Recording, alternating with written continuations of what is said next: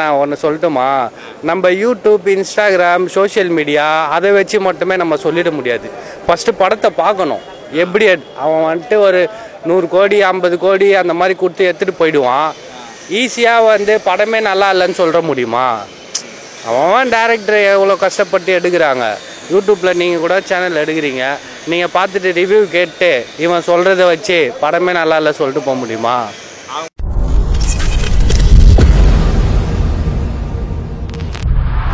இவ்வளோ negative spread பண்ணுறாங்களே ஃபுல்லாக. ஒருத்தர் வளர்ந்து வராருன்னா அதை தடுக்க தானே பார்க்குறாங்க, வளர்ந்து வரவே விட மாட்டுறாங்களே. இந்தமாரி இந்த படத்தில் இந்த சூர்யாவோட ஹார்ட் ஒர்க் இருக்குது. அதுக்கு அவர் கரெக்டான டேரக்டர் சூஸ் பண்ணியிருக்கணும். அதுக்கு ரொம்ப ஒரு 2.5 வருஷம் கழிச்சு ஒரு படம் வருது, கரெக்டான டேரக்டர் சூஸ் பண்ணியிருக்கணும்.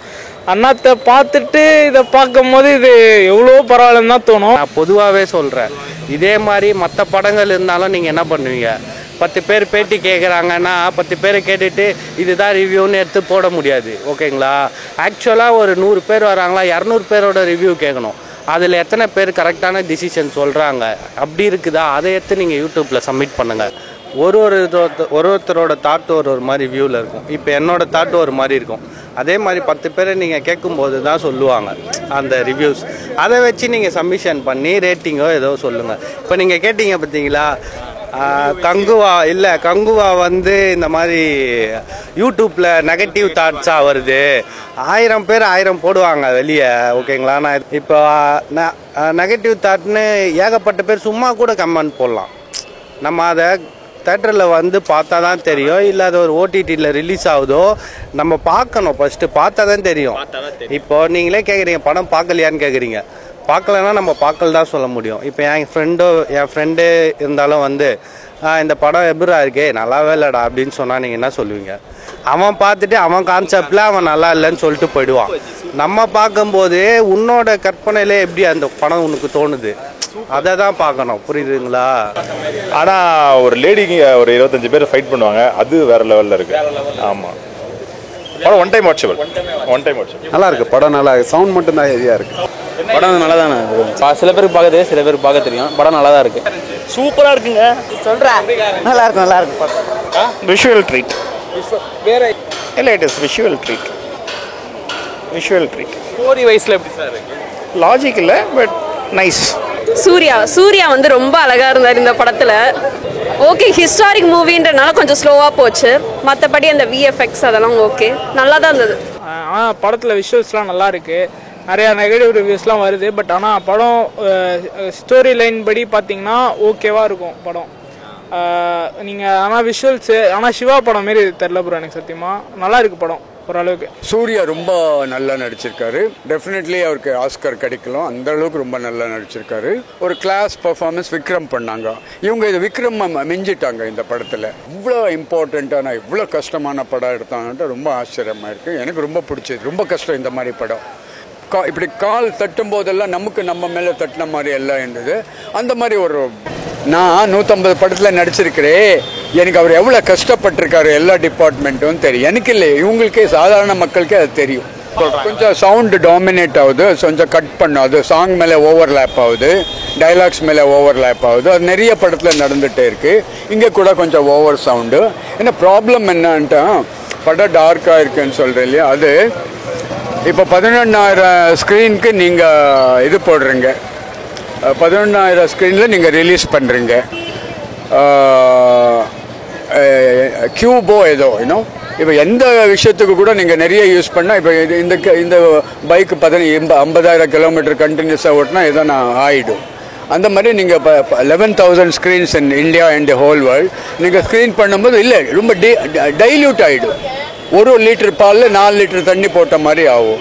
அதனால் படம் வர்ற எல்லா படமும் இதாக தியேட்டர் ப்ராப்ளம் கிடையாது, கியூப் ப்ராப்ளம், ப்ரொஜெக்ஷன் ப்ராப்ளம். இதுக்காக எல்லா டைரக்டர் போய் ஃபைட் பண்ணும். படத்தில் ஒரு ரொம்ப அழகான பொண்ணு இன்ட்ரடியூஸ் பண்ணியிருக்காரு. அது வேஸ்ட் தானே, கமர்ஷியலாக யூஸ் பண்ணியிருக்காங்க. ரொம்ப பயங்கர சார். ஏகப்பட்ட பேர் நெகட்டிவ் ரிவ்யூ பேசுகிறாங்க, உங்கள் பார்வைக்கு எப்படி? நெகட்டிவ் ரிவ்யூ எல்லா படத்துக்கும் நெகட்டிவ் பாசிட்டிவ் ரிவ்யூஸ் வந்துட்டே இருக்குது. புரியுதுங்களா? அது அவங்கவுங்க மெச்சூரிட்டி, அவங்கவுங்க பேக்ரவுண்டு, அவங்கவுங்க டேஸ்ட்டுக்கு தகுந்த, அவங்கவுங்க ஏஜுக்கு தகுந்த மாதிரி தான் சொல்கிறாரு.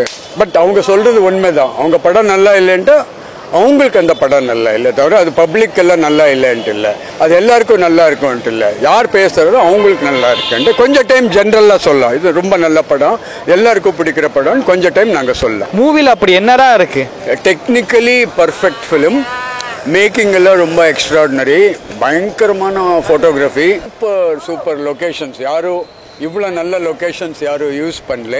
எடிட்டிங் ரொம்ப நல்லா இருக்குது, கேமரா ஒர்க் நல்லா இருக்குது, 3D எஃபெக்ட்ஸு ரொம்ப நாளுக்கு அப்புறம் இந்த படத்தில் ரொம்ப நல்லா யூஸ் பண்ணியிருக்காங்க. எந்த படத்துலேயும் வந்த 3D 2D இவ்வளோ நாள் நல்லா இல்லை.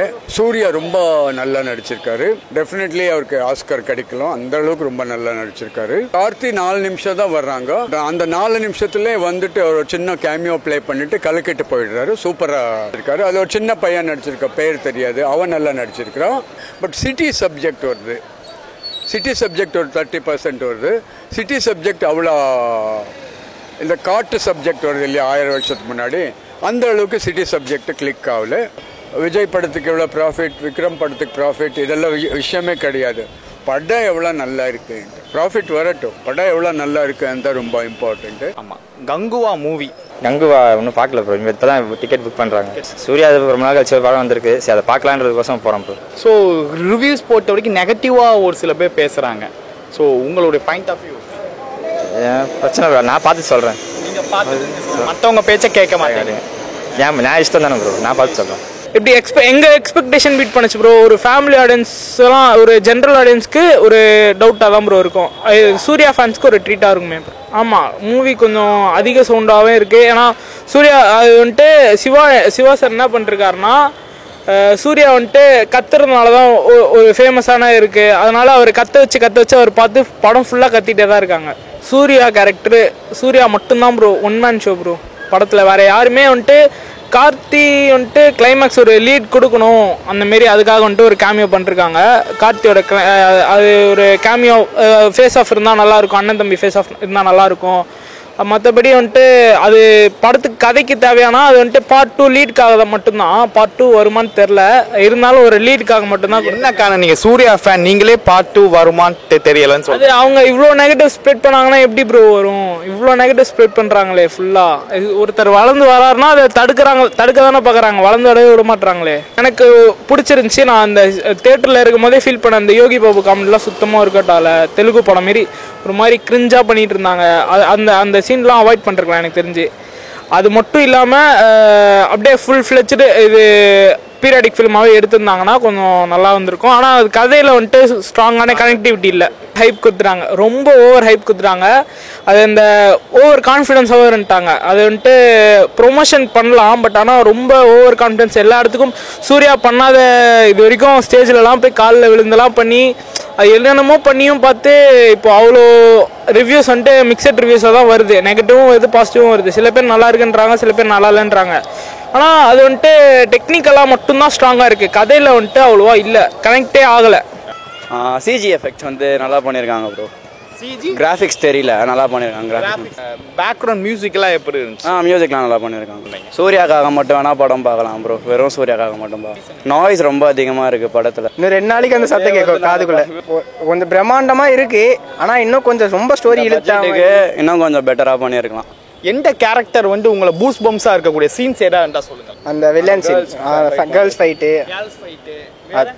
அப்புறம் அந்த crocodile ஃபைட்டு, அதெல்லாம் அவ்வளோதானா. பாகுபலி மாதிரி ட்ரை பண்ணலாம். டேரக்டருக்கு ஏதாவது ஒரு கொஸ்டின் கேட்குற மாதிரி என்ன கேட்குறேன்? டேரக்டர் சிறுத்தை சிவாக எதனா ஒரு கொஸ்டின் கேட்குற மாதிரி. இந்த பட்ஜெட்டுக்கு இந்த மாதிரி ஒரு ஆக்டரை வச்சு இன்னும் சூப்பராக படம் எடுத்துருக்கலாம்.